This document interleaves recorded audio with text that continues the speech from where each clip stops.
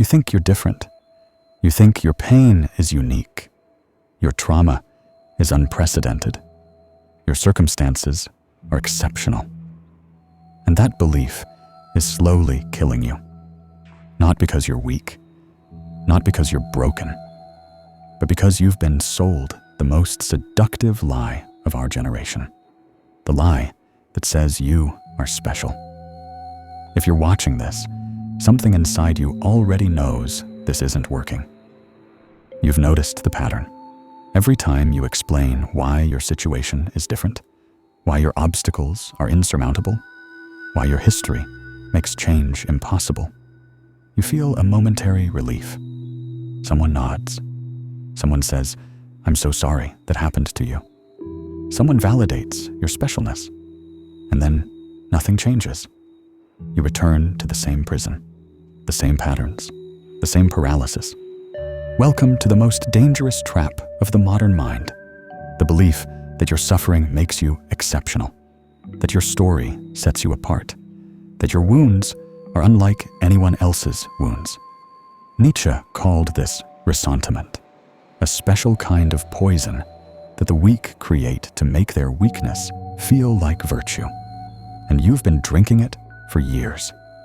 This is the psychology of self-destruction, disguised as self-care. The philosophy of powerlessness, wrapped in therapeutic language. This is why you're stuck, while others who suffered the same things you suffered are free. You think you're protecting yourself, but you're actually building the walls of your own cell. And here's what terrifies you most. Somewhere deep down, you know this. You know that holding on to your specialness is holding you back. But you can't let go. Because if you're not special, if your pain is ordinary, then what? Then you might actually have to change. Let me tell you what happened. Somewhere in your past, something hurt you. Maybe it was neglect. Maybe it was abuse. Maybe it was rejection, or betrayal, or loss. Something happened that was genuinely difficult, genuinely painful, genuinely unfair. And that pain was real. But then culture stepped in with a gift, a narrative, a framework that said, this thing that happened to you explains everything about you. Your failures, your fears, your flaws. All of it can be traced back to this origin story. You were given an identity, survivor, victim, the one who was wronged, the one who carries a unique burden, the one whose pain is so profound that normal rules don't apply. And it felt good, not in a simple way, not like happiness, but in a deeper way. It felt like truth, like finally someone understood, like your suffering was seen and validated and given meaning. Nietzsche understood this better than anyone. He watched how the powerless transformed their powerlessness into a kind of moral superiority, how they made weakness sacred, how they created entire belief systems where suffering itself became virtue. He called it slave morality. The master looks at the world and says, I am good. Therefore, what I do is good. The slave looks at the world and says, I am hurt. Therefore, those who hurt me are evil. Therefore, I am good by opposition. You see the difference? The master creates value. The slave reacts to value. The master acts. The slave is acted upon. And you. You've been living in slave morality your entire adult life. Every time you explain your behavior through your trauma. Every time you justify your stagnation with your history. Every time you tell the story of what was done to you as proof of who you are. You are choosing powerlessness. You are choosing to be the effect rather than the cause. The victim rather than the agent. The special case rather than the ordinary human who must face what all humans face. And here's the cruelest part. The world rewards this. Social media gives you likes for your pain. Therapy culture gives you language to make your victimhood permanent. Friend groups give you attention for your struggle. You post about your trauma, and people flood the comments with sympathy. I'm so sorry this happened to you. You're so brave for sharing. Your pain is valid, and it is valid. Your pain is real. But the framework you've built around it is a cage. Because here's what nobody tells you. When you get addicted to the attention that comes from suffering, you have to keep suffering to keep the attention. You become invested in your own helplessness. You start looking for evidence that the world is against you, that your situation is impossible, that you are the exception to every rule about resilience and growth and change. And the more special you become, the more alone you are. Because specialness isolates. It separates. It says, no one can understand what I'm going through, which means no one can help you, which means you stay exactly where you are. Still convinced you're different. Still convinced your case is exceptional. Still convinced that the normal path to healing doesn't apply to you. And all the while, you're drowning in the same waters that others have learned to swim in. But you can't see that because you're too busy insisting the water you're drowning in is special water. Let me show you the mechanism. This is how the trap works at the level of your nervous system, at the level of your identity, at the level of the story you tell yourself every single day. When something bad happened to you, your brain did what all brains do. It tried to make sense of it. It tried to create a narrative that explained the pain and prevented future pain. That narrative became your identity.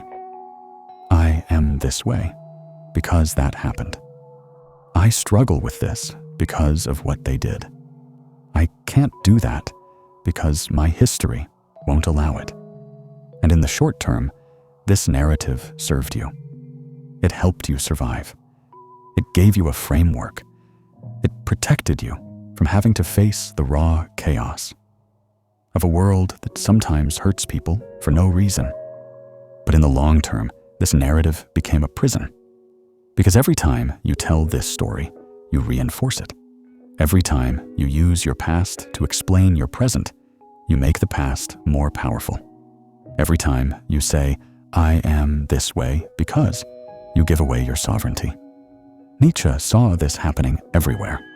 He watched people create elaborate philosophies to justify their weakness, systems of thought that made their inability to act feel like moral superiority. I don't succeed because the system is rigged. I don't connect because people are shallow. I don't grow because my trauma is too deep. All of these are variations of the same move, taking your powerlessness and transforming it into specialness. And here's the psychological game you don't see. When you make yourself special, you also make yourself unfixable. Think about it. If your problem is ordinary, there's an ordinary solution. Millions of people have walked this path before you. There's a map. There's a method. There's hope. But if your problem is special, if your situation is unprecedented, if your pain is unique, then there's no map, no method, no hope. You've just sentenced yourself to permanent struggle while pretending it's wisdom.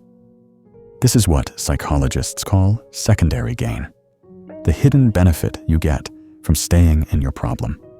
When you're the person with the special struggle, you get attention, you get sympathy, you get excuses, you get to avoid the terrifying responsibility of actually changing. You get to stay small while calling it authentic. You get to stay stuck while calling it healing. You get to stay afraid while calling it trauma-informed. And everyone around you has to treat you like glass. Because you're special. Because your case is different. Because normal expectations don't apply. Do you see it now? You're not protecting yourself. You're isolating yourself. You're not honoring your journey. You're extending it indefinitely. You're not being compassionate with yourself. You're being complicit in your own suffering. Nietzsche had a phrase for this. He called it the sick who make sick.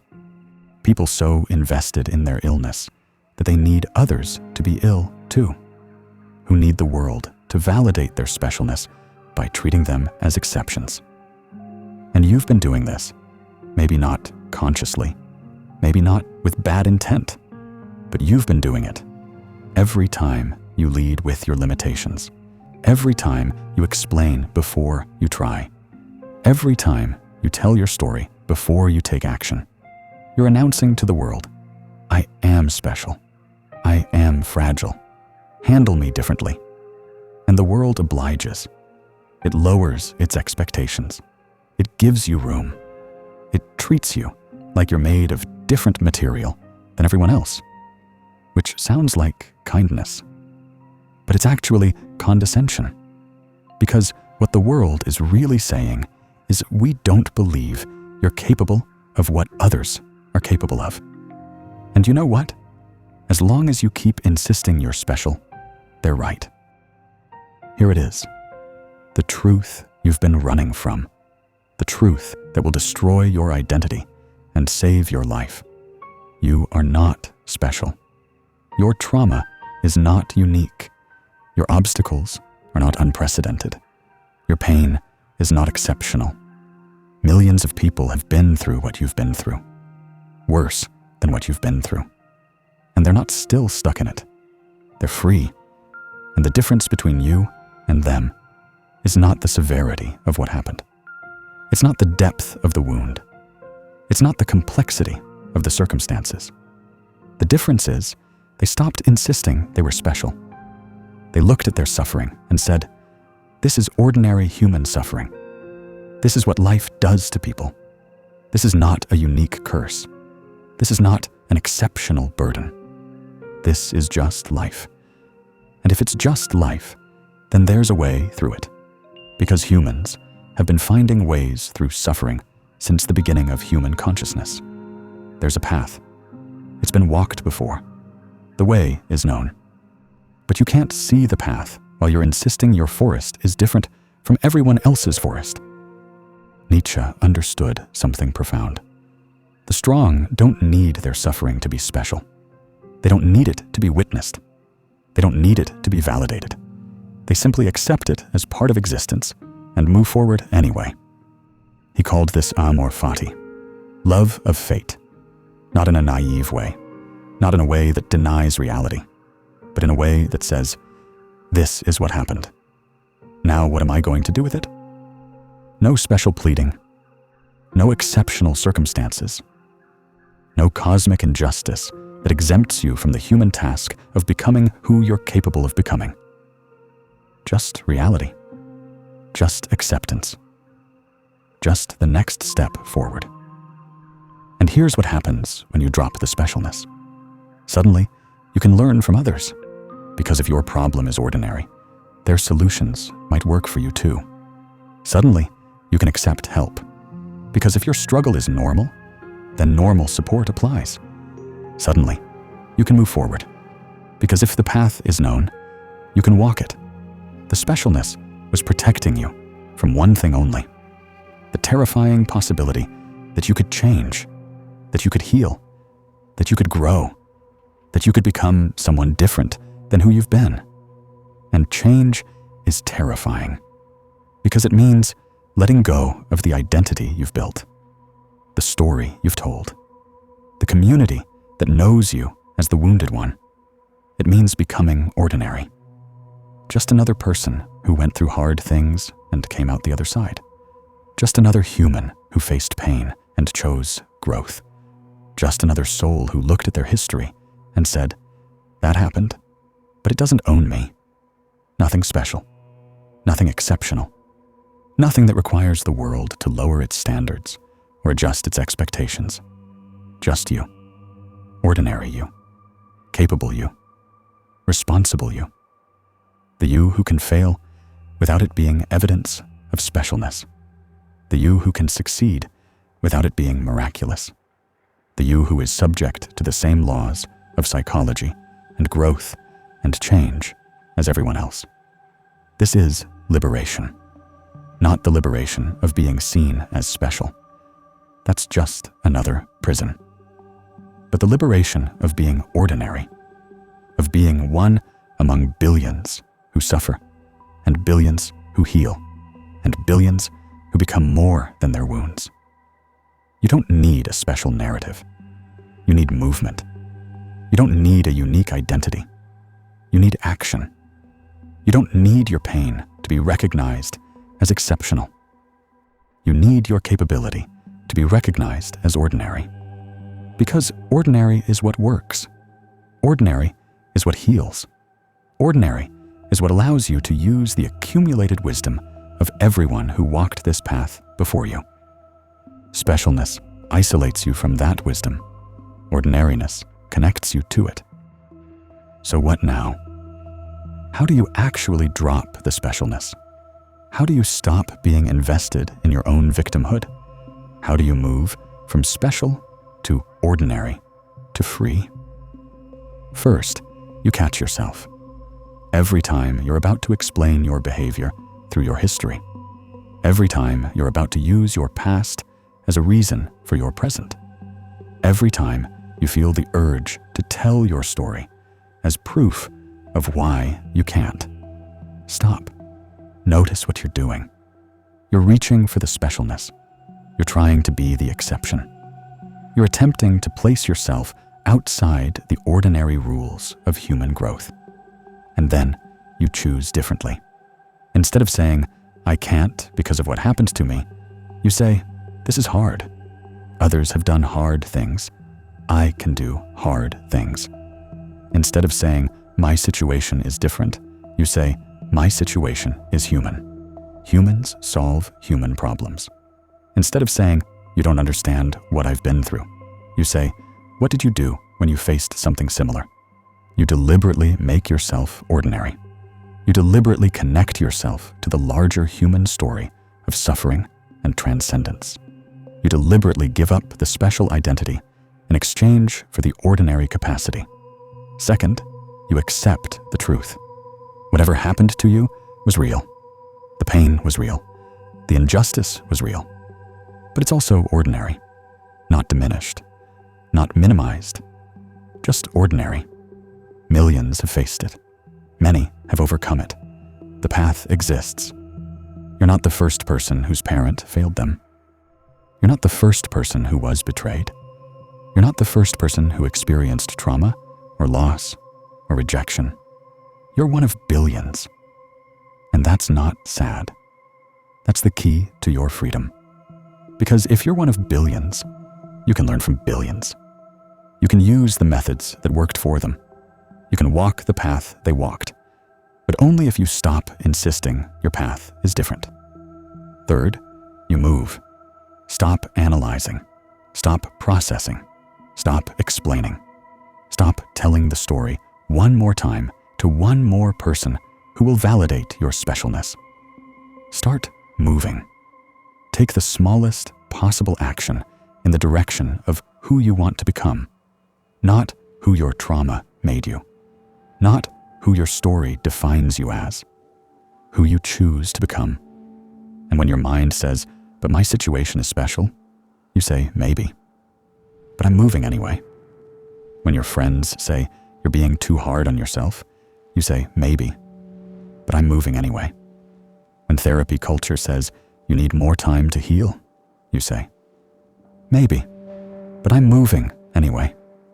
You become unpredictable to yourself because the old you needed specialness.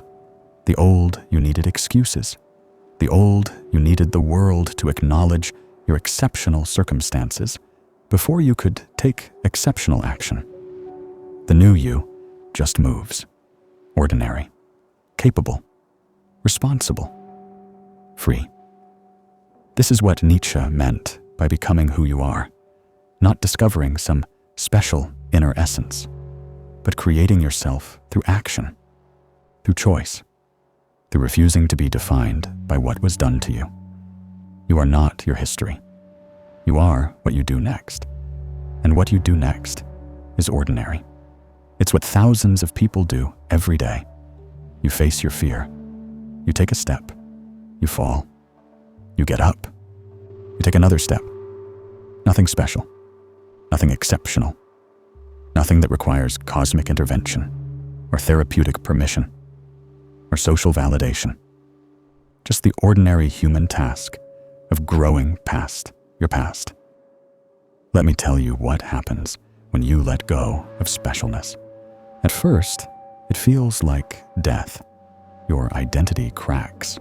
Your story loses its power. The attention you got for your struggle starts to fade. People stop treating you like glass. And it's terrifying because you're losing the thing you thought was protecting you, the narrative that made sense of your pain, the specialness that made you matter. But then something else emerges: capability. Not the belief that you're capable, not the affirmation that you're strong, but the actual lived experience of doing hard things and surviving them, of moving forward without permission, of healing without announcement, of growing without needing anyone to witness it. You become ordinary in the most extraordinary way.